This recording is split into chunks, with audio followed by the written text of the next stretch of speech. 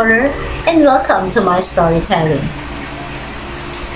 Our paranormal case file number 1 is from Taiwan. Ito ay istorya ng isang kaso na ni-rule out ng mga pulis bilang may kinalaman sa paranormal. Bibihira itong mangyari, pero nangyari ito sa Taiwan noong 1991. Gusto niyo na bang malaman ng istorya? Tara! I'll start the story on the morning of February 4th, 1991. Ang isang taxi cab driver na si Weng at ang isang dispatcher ay nagkwekwentuhan nang bigla nilang nagulat ang dispatcher na napatigil sa kwento si Weng at hindi na ito nakatingin sa kanya. Nakaitingin na ito somewhere sa likod niya. Lumingon ang dispatcher at tinignan niya kung anong tinitignan ni Weng. Ang nakita lang ng dispatcher ay ang mga naka-line up na tao na naghihintay ng taxi at ang mga cab at mga drivers nito. Nagtaka ang dispatcher at napansin nito ni Weng, kaya itinuro niya gamit ang kanyang uso kung ano man ang kanyang tinitignan. At doon nga ay sabay nilang pinagmasdan ang nagmamadaling si Leo Xueshang. Si Leo Xueshang ay isa ring taxi cab driver. Noong araw na iyon, nagmamadaling tumatakbo si Leo, akap-akap ang isang malaking Buddha sa kanyang dibdib. Palinga-linga ito sa paligid na tila ba may hinahanap. Pinanood nila si Leo na tila ba tarantang naglalakad ng mabilis papunta sa kanyang taxi cab. Nang makarating ito sa kanyang taxi cab, binuksan niya ito agad, pumasok siya sa loob, isinara niya ang taxi at dali-daling inilak lahat ng mga pinto. Nung nasa loob na ng kanyang taxi cab si Leo, ay taranta pa rin itong palinga-linga na para bang may tinitignan kung merong nakasunod sa kanya. Takang-taka rin si Weng at ang dispatcher. Dahil tinignan nila ang paligid, ay parang wala namang kahit isa sa mga tao ang interesado kay Leo. Silang dalawa lamang ang nakakapansin dito dahil kilala nila ito. Si Leo naman sa loob ng sasakyan ay nakita nilang tila ba dinadasalan ang hawak-hawak nitong Buddha. Pagkatapos ay nilapag niya ang Buddha sa dashboard ng kanyang taxi cab na hindi lang isang Buddha ang nakalagay kundi merong 3 hanggang 4 na iba pang mga Buddha. They know Leo na may pagka-weird talaga. He lives alone in his apartment at kilala siya sa reputasyon na talaga namang rude. Weng and the dispatcher got really concerned kasi from being awkward ay parang naging rude at violent na si Leo. He would always tell others how much he hated stray cats and dogs. Sa lugar nila, normal lang ang mga pakalat-kalat ng mga aso at pusa. Hindi naman ito pinapansin ng mga tao doon dahil ang tingin nila dito ay mga animals lang na trying to survive. Nagkakalakal sila, nag-iingay sila sometimes, but they are just animals trying to survive. Ganun lang ang tingin ng mga tao sa mga pakalat-kalat ng mga aso at pusa. Pero tila ba may something at sobrang na-obsess si Leo sa mga ito. Dumating siya sa punto na bumili siya ng crossbow and he started shooting them at night. Sobrang nagulat ang mga nakakakilala kay Leo sa kanyang ginagawa. Bukod dito, isa pang weird na napansin nila kay Leo ay ang loob ng taxi cab nito tila pa punong-puno ng mga fulo. Ang fulo ay ang yellow strip paper na sinasabing pangontra sa mga evil spirits ayon sa Taiwan culture. Sobrang daming fulo ang nilagay niya sa kanyang taxi cab na tuwing magdadrive siya ng kanyang taxi ay halos hindi niya na makita ang nasa labas nito dahil ang mga salamin at mga bintana ng kanyang taxi ay punong-puno ng mga fulo. Pero kahit nag-aalala yung mga tao sa ginagawa ni Leo, walang ni isa man sa kanila ang ginustong kausapin siya. Lahat sila ay wanna kept distance. Ayaw nilang kausap ang napaka-rude na si Leo. Pero nung umagang yun ng February 4th, 1991, nag-decide si Weng at ang dispatcher na aksyonan na ang mga kakaibang ginagawa ni Leo. Nagdesisyon sila na magsumbong sa pulis at i-report ang mga kakaibang mga gawain ng kanilang kakilala. Nag-volunteer si Weng na siya ang tatawag sa mga pulis dahil may kilala siyang pulis. Nung papunta na si Weng sa kanyang taxicab para kunin ang kanyang phone, ay nagulat na lamang siya dahil biglang humarurot ang nagmamadaling si Leo na halos banggain niya na lahat ng mga katabing taxi, mga madadaan ng tao. Doon na nga nagdesisyon si Weng na tuluyan na ngang isumbong ang mga kakaibang gawain ito. So Weng called the police station the next morning. Nireport niya lahat ng mga naging concerns niya sa nagiging behavior ni Leo. And to Weng's surprise, he discovered something about Leo. Nagulat si Weng dahil kilala ng mga pulis si Leo. Kasi ilang buwan lamang ang nakalipas, ay naging suspect si Leo sa isang missing person case. Noon ngang April 1990, around 10 months before that day, nagpunta sa Taiwan ang isang Japanese college student upang magbakasyon. Siya, si Mariko Iguchi. Mariko Iguchi went to Taiwan for a vacation. During that time, nakaasa ang ekonomiya ng Taiwan sa mga turistang Hapon. They heavily marketed Taiwan for Japanese tourists. Kaya hindi na bago ang mga college students na bumibisita sa Taiwan from Japan. Pumupunta sila sa Taiwan para mag-celebrate ng mga occasions like graduations, birthdays, parties, anything they want to celebrate. And Mariko back then went to Taiwan to celebrate something all by herself. Sa culture nila back then, ay very common lang para sa mga taxicab drivers ang i-offer ang kanilang mga sariling tahanan sa mga turista para doon tumuloy. It goes like, hey, huwag ka na mag-hotel, itutur kita around and then sa bahay ka na lang tumuloy after. Parang ganun. It was just pretty normal back then.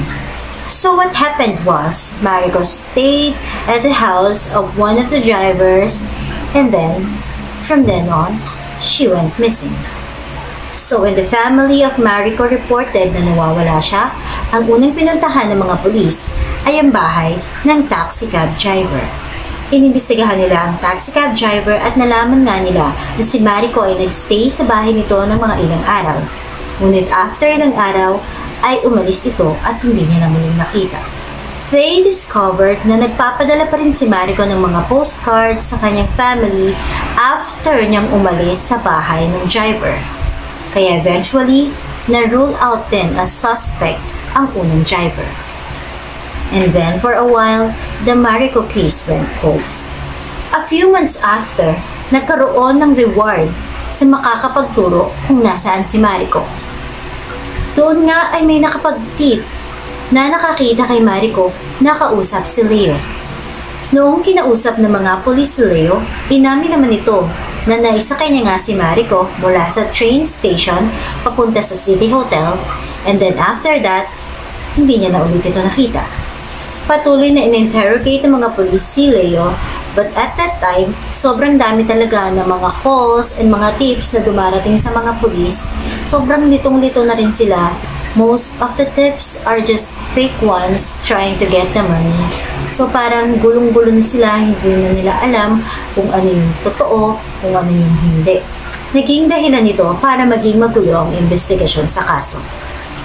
During that time, kahit napakabagal ng investigasyon sa kaso, unexplainably, bigla na lang naging international news ang kaso ni Mariko. Nalaman ito ng Japan at ng ibang mga bansa. And that's when weird things started happening. All around Taiwan, hindi nila maipaliwanag why people kept receiving a strange call. It is from a very frantic Japanese woman. Sumisigaw siya ng mga salitang Japanese and then she'll hang up. It was weird to them of course because in Taiwan, they only speak Taiwanese and Mandarin and never Japanese. So nangyayari nga itong mga kakaibang phone calls na ito habang ibinabalita sa news si Mariko. So people are assuming that it was Mariko who was making the calls. It was weird enough that people thought it was Mariko doing the phone calls. Also, They had some reports na nakikita nila or naririnig si Mariko over somewhere, over here, over kung nasan sila, just all around Taiwan. The case is not really making sense. Walang napatunayan sa mga reports. Sobrang eerie ng case na ito. So during that time, when Weng reported Leo to the police, it was the same time na sobrang active pa rin ang investigation sa case. And Leo is still in the suspect list. Hindi siya makonsidered na main suspect yet because of lack of evidence, but he's still a suspect. So nung ni-report nga ni Weng si Leo, naisip ng mga pulis na imbestigahan ulit si Leo. After nga na i-report ni Weng sa mga pulis si Leo, kinausap agad ng pulis ang lead investigator sa kaso ni Mariko na si Ling Xiangji. Sinabi niya rito ang lahat ng mga weird stuff na pinagagagawa ni Leo. Detective Ling then decided to put Leo under surveillance to see what he's been doing. So simula nga ng February 1991, investigation to the Mariko case takes turn into spying and surveilling Leo 24/7. Never kinausap ng mga pulis sa mga nagiging pasahero ni Leo upang itanong kung ano ang mga reaksyon nito kay Leo. Nagmamasid lang sila from a safe distance, looking for obvious red flags to determine if Leo has something to do with the missing person case. Inisip nila na kung si Leo nga ang dahilan ng pagkawala ni Mariko, ay somewhat pupunta ito sa kung saan niya man dinala ang dalaga. Pero hindi nangyari yun. Leo everyday repeats an odd routine. Kukuha siya ng pasahero, iyahatid niya yung pasahero, hahanap ulit siya ng pasahero, iyahatid niya yung pasahero. Pero ang pinaka-weird sa lahat, pagkatapos ng buong araw na yun, hindi siya uuwi ng bahay para magpahinga. Mag-i-stay siya sa kanyang taxi cab at dun siya matutulog. It appears that the only time he would go to his apartment is when he needs to go to the bathroom. And it is very weird kung paano niya ito ginagawa. First, he would look around checking kung meron mang nakasunod or nakatingin sa kanya. And then, he would open the door and sprint very quick to his apartment, open the door, go inside, change very quickly, go outside and runs back to his taxi cab, opens the door, gets inside, closes all the locks, at magpe-pray sa kanyang mga Buddha. And after that, kakalma siya, aayusin niya kanyang mga Buddha at ang mga fulo. Saka parang walang nangyari, he'll drive away. In the detective's mind, hindi yun normal na behavior ng isang mamamatay tao. It's more like to them, ay parang may sira ang ulo ni Leo. Finally, noong March 4th, 1991, na-decide si Detective Ling na kailangan niya nang kausapin si Leo. Inutos niya sa kanyang mga pulis na tawagan siya kung si Leo ay pupunta na sa kanyang apartment at doon nila ito i-ambush arrest para interviewin. Isang araw nga ay nangyari ang plano. Pumunta si Leo sa kanyang apartment, kaya't dali-dali rin pumunta si Detective Ling at doon inabangan nila sa labas ng kanyang apartment si Leo. Hindi alam ni Detective Ling kung ano ang magiging reaksyon ni Leo, kung magiging violent pa nito, o mananakit, o maiiyak sa galit. Basta ang alam niya, hindi ito matutuwa kapag nakita sila. Inihanda na ni Detective Ling ang kanyang sarili at ang kanyang mga pulis sa kung anuman ang pwedeng mangyari. Dahil nga alam nilang unstable si Leo. Pero nagulat silang lahat dahil wala sa mga inaasahan nila ang naging reaksyon ni Leo. Pagkalabas ni Leo sa kanyang apartment, tumatakbo siya ng mabilis papunta sa kanyang taxi cab. Napatigil siya nang makita niya ang mga pulis. Ngunit imbis na magalit, napaluhod ito at paulit-ulit na nagpasalamat. Nawirduhan ng lahat lalo na si Detective Ling, kaya tagad-agad siyang lumapit kay Leo at tinanong niya ito kung pwede pa siyang maimbitahan sa presinto. Dali-dali namang sumagot si Leo na parabang tuwang-tuwa pa ito na isasama siya ng detective. So Detective Ling drove Leo to the police station, and while on the way, paulit-ulit na nagpapasalamat si Leo sa mga pulis habang sinasabi na sana ay doon na lang siya, sana lagi na silang kasama, na sana huwag siyang iwan ng mga pulis, sana doon na lang siya dahil feel niya mas safe siya doon sa mga yon. He kept saying that over and over again. Even nung nasa police station na sila, ay nagulat ang mga pulis dahil bawat dadaan sa interrogation room ng mga pulis ay nilalapitan at pinapasalamatan ni Leo. Takang-taka naman ng mga pulis. Bakit tinuturing sila na hero ni Leo? Nandun sila para i-interrogate ito to being potentially a suspect to a crime. And then, they found out that moments before the ambush arrest, ay may nakakakilabot na nangyari kay Lee sa loob ng apartment. Ang nangyari nga raw ay pagbukas ni Leo ng kanyang apartment, bumugad sa kanya ang napakadilim na kwarto. In total darkness, and in the darkness, he can hear someone breathing. He had no choice, he needed to go to the bathroom, so he tiptoed quietly inside. Nang malampasan niya ang room kung saan niya naririnig ang breathing, ay kumari pa siya ng takbo papunta sa toilet, binuksan ang pinto, isinara muli. Doon, ginawa niya na ang lahat ng kailangan niyang gawin ng mabilis na mabilis. Naligo, nag-toilet, nagbihis. Habang ginagawa niya yun, naririnig niya pa rin sa labas ng room ang napakalakas na mga paghinga. As soon as he's done, Leo opened the bathroom door. Bumungad na naman sa kanya ang napakadilim na kwarto. Ngunit wala na ang mga malalakas na paghinga. Naisip niya na pagkakataon niya na yun para lumabas, kaya kumalit pa siya ng patakbo papunta sa pinto. Nang biglang, nagulat siya dahil may narinig siyang screeching sound. Napalingon si Leo at nakita niya nga ang mukha ni Mariko, covered with her hair, running very, very fast, screaming, "Why? Why? Why?" Leo managed to close the door, and that's where he started running before seeing the policeman. So ultimately, that is the reason why Leo started acting very strange. That is the reason why Leo started living in his taxi cab. And that is the reason why he has all these Buddhas and Fulus all around the taxi. It is the reason why he can't go back to his apartment anymore. He believes that the spirit of Mariko has become a demon and starts to haunt him. He told everything to Detective Ling.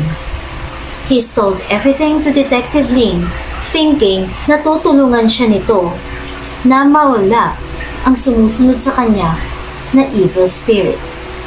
When his excitement went down, na-realize niya na parang nasabi niya kay Detective Ling ang mga bagay na hindi dapat nito malaman. Habang nag-uusap naman si Detective Ling at si Leo, ay nagpapunta na si Detective Ling ng mga tao sa kanyang apartment upang i-check ito. Ngunit wala silang natagpuan na kahit anong related kay Mariko. Pero hindi kumbinsido ang mga pulis na wala talagang kinalaman si Leo. Sa loob ng 4 na araw, in-interrogate nila ng matindi si Leo hanggang sa umamin nga ito. That there is more to this story. It turned out na totoo ang sinabi ni Leo noon sa mga pulis na pinikap niya sa train station si Mariko. Ngunit hindi niya sinabi ang mga nangyari pagkatapos nun. Inamin nga niya na sinamahan niya si Mariko. Itinur niya si Mariko, kasama niyang nag-sightseeing si Mariko hanggang niyaya niya nga si Mariko na doon na lang sa kanyang bahay matulog. Sumama naman si Mariko dahil at that time nga, it is a common thing. So after coming to the apartment, Leo proposed something to Mariko, which she refused. Mariko rejected, and then she went to sleep. Noong natutulog na si Mariko, kinuha ni Leo ang kanyang crossbow. Ginamit niya ito ng 4 na beses kay Mariko. Sa kanya ito pinututan ng ulo. He buried her body and her head the following day. But that same day, nagsimula na nga ang mga kakaibang karanasan ni Leo. Inside his apartment, nakakarinig siya ng mga paghinga. Palakas ng palakas araw-araw. He would hear screaming, asking, "Why?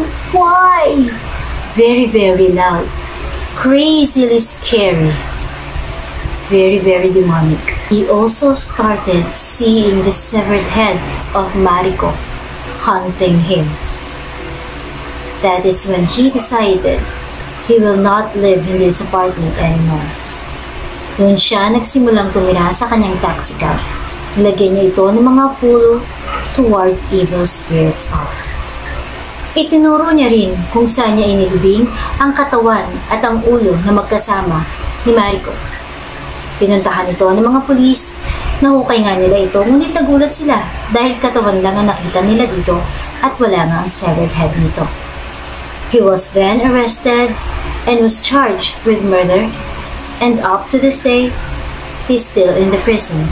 Naniniwala ang mga tao sa Taiwan na ang hunting ng severed head ni Mariko ang tumulong upang malutas ang kanyang kaso. It drove Leo crazy hanggang siya mismo ang umamin sa kasalanan ginawa niya. Lumakas ang paniniwala nila na ang mga frantic calls galing sa babaeng Hapon ay in fact si Mariko nga. At paraan niya ito upang patuloy na pag-usapan at huwag manimutan ang kanyang kaso. Even Detective Ling said, naniniwala siya na may kinalaman ang multo ni Mariko sa pagresolba ng kanyang sariling kaso. Lalo't kanya nang naikwento na nang minsang pumunta siya sa apartment ni Leo ay merong unseen force na tumulak sa kanya. Ikaw, naniniwala ka ba na may kinalaman si Mariko sa pagresolba ng sarili niyang kaso?